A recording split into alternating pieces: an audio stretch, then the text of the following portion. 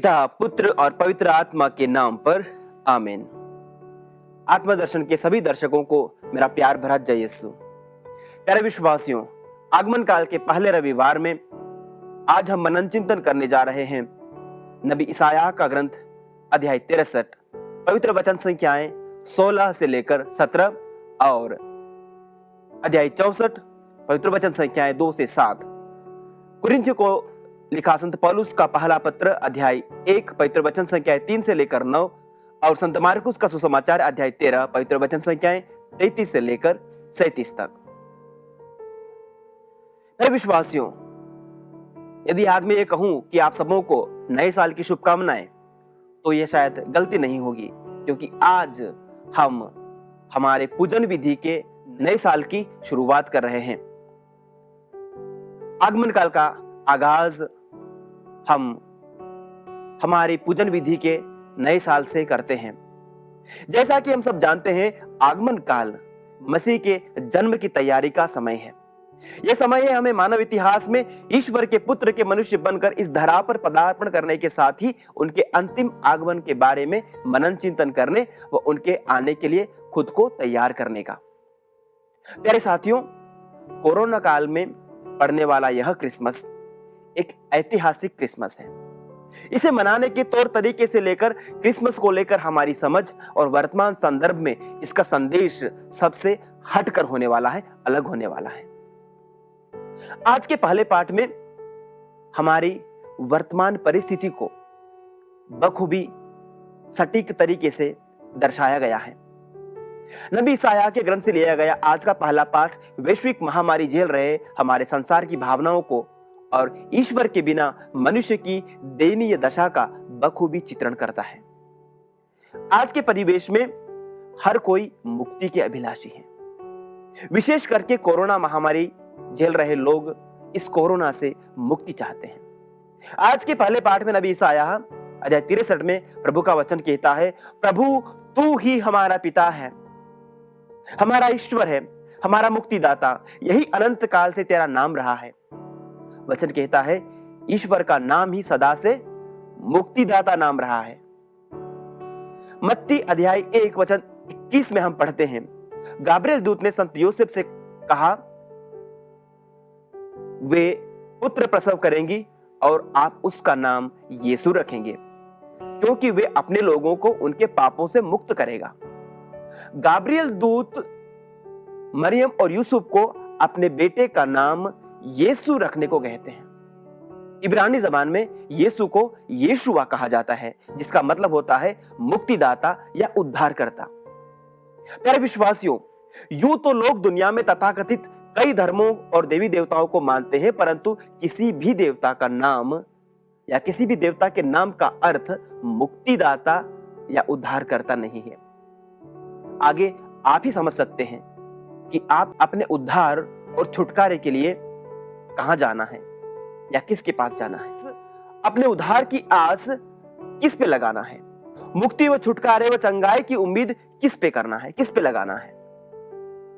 प्रेरित चरित्र अध्याय 4 वचन 12 में हम पढ़ते हैं, किसी दूसरे व्यक्ति के द्वारा मुक्ति नहीं मिल सकती है, क्योंकि समस्त संसार में यीशु नाम के सिवा और कोई दूसरा नाम नहीं दिया गया जिसके द्वारा हमारा उद्धार हो सकता है, हमारी मुक्ति हो सकती है।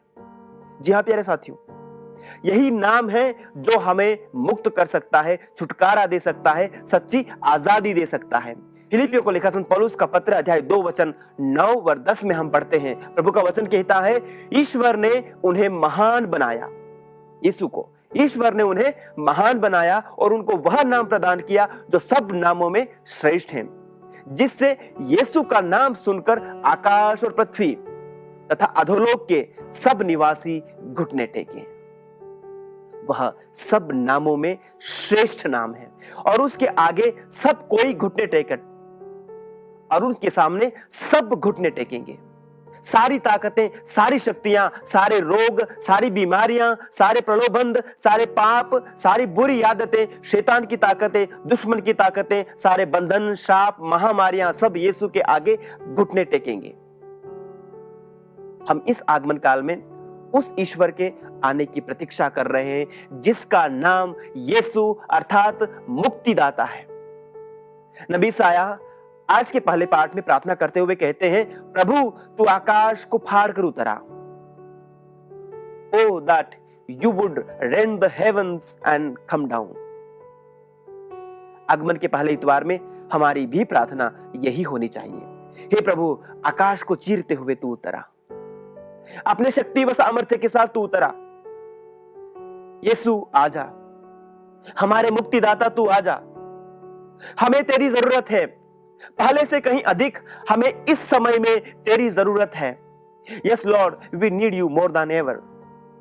नबी आगे लिखते हैं अध्याय 64 पवित्र वचन संख्या 4 में, तू अप्रसन्न है क्योंकि हम पाप करते थे और बहुत समय से तेरे विरुद्ध विद्रोह करते आ रहे हैं। आओ हम विचार करें, कि कहीं नबी ईसाया की यह भविष्यवाणी आज हमारे समय में पूरी तो नहीं हो रही। कहीं यह महामारी इसलिए तो नहीं आई कि हम पापों में खो गए थे, ईश्वर के विरुद्ध विद्रोह करने लगे थे। नबी आगे लिखते हैं, हम सब के सब अपवित्र हो गए और हमारे सब धर्म कार्य मलिन वस्त्र जैसे हो गए। हम सब पत्तों की तरह सूख गए और हमारे पाप हमें पवन की तरह छितराते हैं। वास्तव में प्यारे विश्वासियों, मैं सोचता हूं आज मनुष्यों की हालत सूखे पत्तों जैसी हो गई है। इस महामारी के सामने बिल्कुल हम बेबस और विवश सूखे पत्तों जैसे हो गए हैं। हमारा विज्ञान, हमारे यंत्र, हमारी तकनीकी, हमारी उपलब्धियां, हमारी दौलत, हमारा मेडिकल साइंस सब कोरोना के सामने प्रभावहीन, शक्तिहीन लग रहे हैं। यह वायरस जैसे हवा सूखे पत्तों को छितराती है, वैसे मानव जीवन को छितरा रहा है, छिन्न भिन्न कर रहा है। कोई भी अछूता नहीं रहा। सभी देश, सभी धर्म, सभी जातियां, अमीर गरीब, बच्चे जवान बुजुर्ग, पुरुष महिलाएं, सब इससे प्रभावित हैं। ऐसी दयनीय अवस्था में नबी ईसाया की यह प्रार्थना बहुत ही प्रासंगिक है। ईश्वर आकाश को चीर कर अपने बल व ताकत, अपने सामर्थ्य के साथ उतरा। प्यारे साथियों, ईश्वर ने 700 ईसा पूर्व नबी ईसाया के द्वारा की गई प्रार्थना को सुना, उनकी प्रार्थना को सुना और इजरायलियों को उस समय की बाबुल के निर्वासन से, बाबुल की गुलामी से आजाद किया, उन्हें मुक्त किया। विदेशी हुकूमत व उनकी गुलामी से उन्हें मुक्त कर दिया। विदेशी जमीन पर से जहां पर वे निर्वासित थे, उन्हें आजाद करके अपने मुल्क, अपने देश, अपने वतन प्रभु लौटा लाया। आज भी वह ईश्वर हमारी प्रार्थनाओं को सुनकर हमें छुड़ाने में, हमें मुक्ति देने में समर्थ है।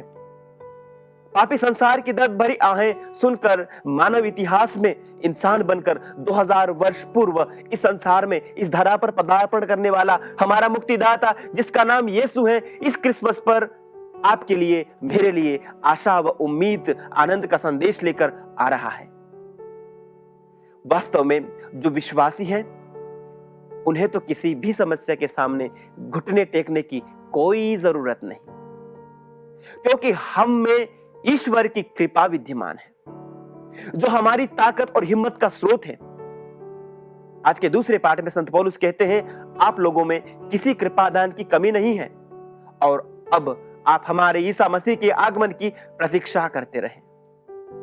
ईश्वर अंत तक आप लोगों को विश्वास में सुदृढ़ बनाए रखें, जिससे आप हमारे प्रभु ईसा मसीह के दिन निर्दोष पाए जाएं। ईश्वर सत्य प्रतिज्ञ है, उसी ने आप लोगों को अपने पुत्र हमारे प्रभु ईसा मसीह के सहभागी बनाने के लिए बुलाया है।